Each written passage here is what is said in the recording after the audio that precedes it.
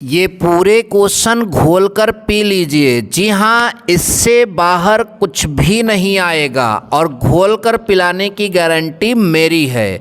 Video देखने के बाद जितने भी क्वेश्चन इस वीडियो में आप सभी को बताए जा रहे हैं वो पूरे आप सभी के तैयार भी हो जाएंगे।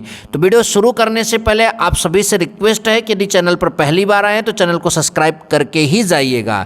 देखिए, इस समय हम आपको पढ़ा रहे हैं क्लास 12th बोर्ड एग्जाम 2024 के लिए अति महत्वपूर्ण प्रश्न जो बोर्ड एग्जाम में पूछे जाते हैं। फालतू प्रश्न बिल्कुल नहीं पढ़ा रहे हैं और हम आपका यहाँ पर टॉपिक डाल दिए घोलकर पी लो, इससे बाहर कुछ भी नहीं, जल्दी से तैयार कर लो। तो जी हाँ, ये जितने क्वेश्चन दिया जा रहा है घोलकर पी लीजिए और घोलकर पिलाने की गारंटी मेरी है। देखिए, पहले ही जो डेफिनेशन हमारे सामने है इसको देखने के बाद आपको विश्वास हो जाएगा कि हम जितना भी डेफिनेशन आपको पढ़ाएंगे वो पूरा आप यहाँ पर याद आपसे हो जाएगा। ठीक, तो वीडियो को शुरू से अंत तक जरूर देखिए। तो देखिए, धारा घनत्व भी बोर्ड एग्जाम की दृष्टि से बहुत इंपॉर्टेंट टॉपिक है। तो धारा घनत्व की परिभाषा क्या है, जरा ध्यान दीजिए। इसमें क्या लिखा है, किसी चालक में किसी बिंदु पर, तो देखो मैंने ये कॉपी ले लिया और यहाँ पर एक चालक बना लेता हूँ। पहले बहुत ध्यान से देखिए, ये आपका चालक हो गया, इस तरह से हमने बनाया। अब इसमें कहीं पर भी किसी बिंदु पर, मान लेते हैं हम यहीं पर, तो किसी बिंदु पर किसी चालक में किसी बिंदु पर धारा घनत्व उस बिंदु के परितः यानी इस बिंदु के चारों तरफ ऐसे एक क्या ले लीजिए, क्षेत्रफल, एकांक क्षेत्रफल ले लीजिए।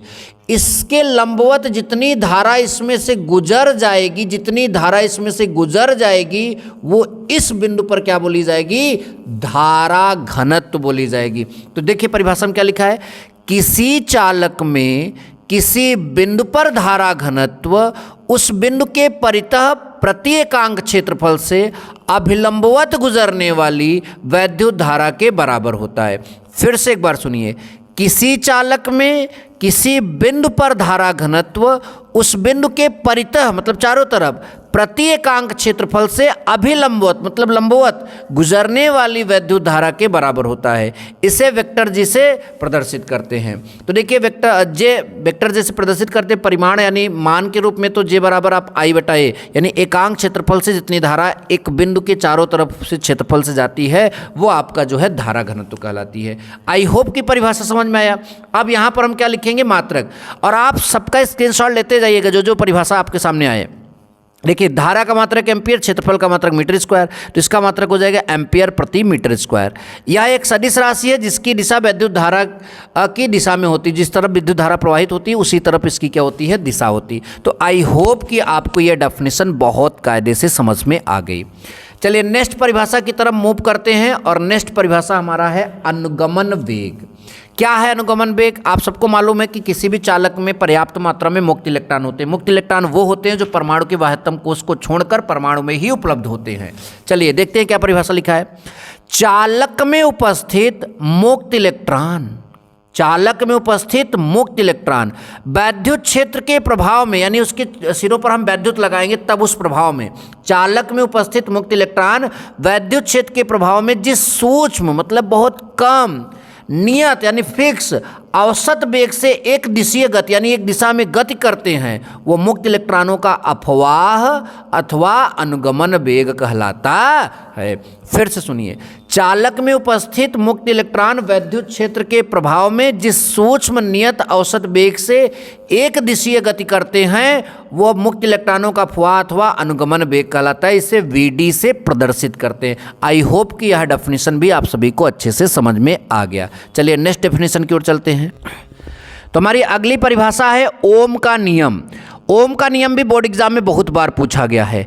क्या परिभाषा है, यदि किसी चालक की भौतिक अवस्थाएं जो उसकी फिजिकल कंडीशन होती है, जैसे ताप, दाब, लंबाई भी ले सकते हैं, तो यदि किसी चालक की भौतिक अवस्थाएं ताप, दाब आदि अपरिवर्तित रहें, ये सब ना बदलें, तो उसके सिरों पर लगाया गया विभवांतर, यानी जो चालक होता है, जैसे ये एक चालक है तो इसके सिरों पर विभवांतर लगा देते हैं, तो लगाया गया विभवांतर उसमें प्रवाहित धारा के अनुक्रमानुपाती होता है। फिर से देखिए, यदि किसी चालक की भौतिक अवस्थाएं जैसे ताप, दाब व लंबाई, लिख सकते हैं यहाँ पर, यदि किसी चालक की भौतिक अवस्थाएं जैसे ताप, दाब व लंबाई आदि अपरिवर्तित रहें तो उसके सिरों पर लगाया गया विभवांतर कैपिटल बी, उसमें प्रवाहित वैद्युत धारा कैपिटल आई के अनुक्रमानुपाती होता है, अर्थात वी प्रोपोर्शनल कैपिटल आई।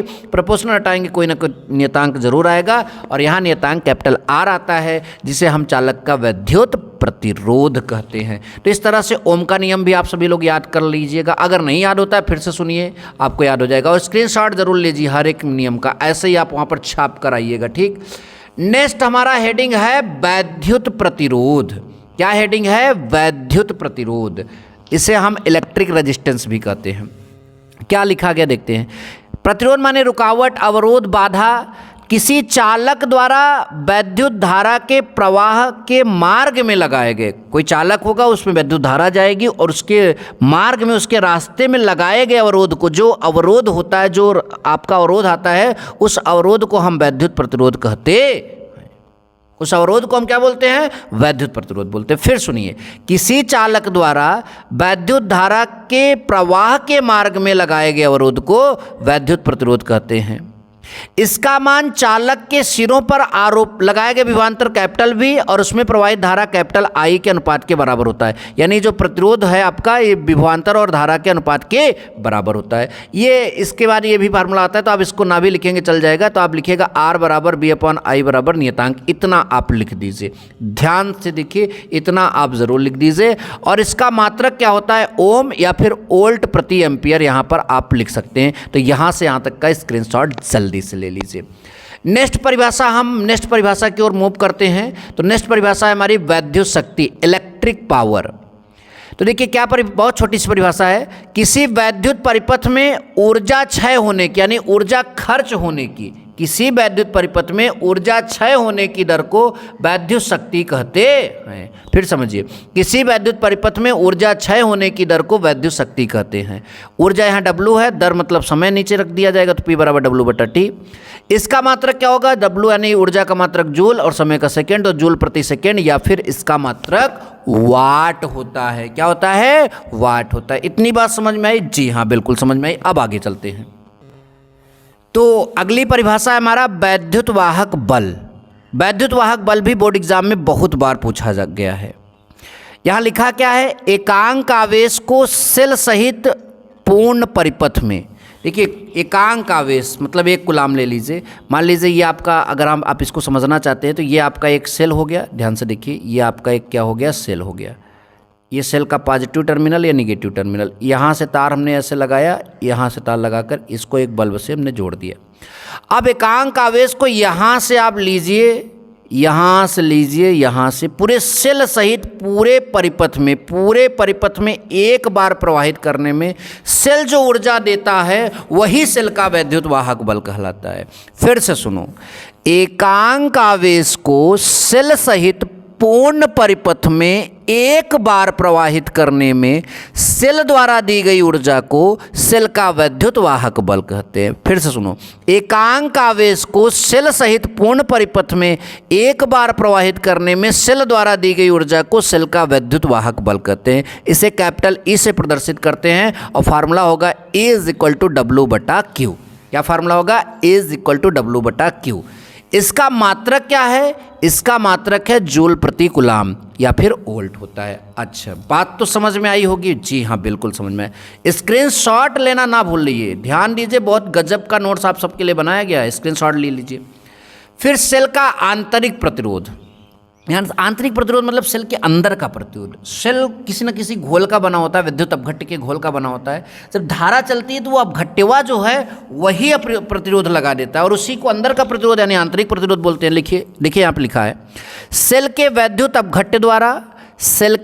अपघट्य द्वारा हाँ, यहाँ धारा होना चाहिए, धारा प्रवाह के मार्ग में लगाया गया अवरोध। सेल के वैद्युत अपघट्य द्वारा धारा प्रवाह के मार्ग में लगाया गया अवरोध सेल का आंतरिक प्रतिरोध कहलाता है। क्या कहलाता है? सेल का आंतरिक प्रतिरोध। इसे स्मॉल r से प्रदर्शित करते हैं। इसका एक फार्मूला होता है जो कि यहाँ पर लिखा गया है, जिसमें कैपिटल R बाह्य प्रतिरोध है, E सेल का वैद्युत वाहक बल है और V सेल का टर्मिनल विभवांतर यानी सेल के बाहर का जो विभव होता है वो आपका सेल का विभवांतर है। ठीक, तो इस तरह से इतने प्रश्नों की आप तैयारी कर लीजिए। मिलेंगे नेक्स्ट वीडियो में। Thank you so much. जय हिंद, वंदे मातरम।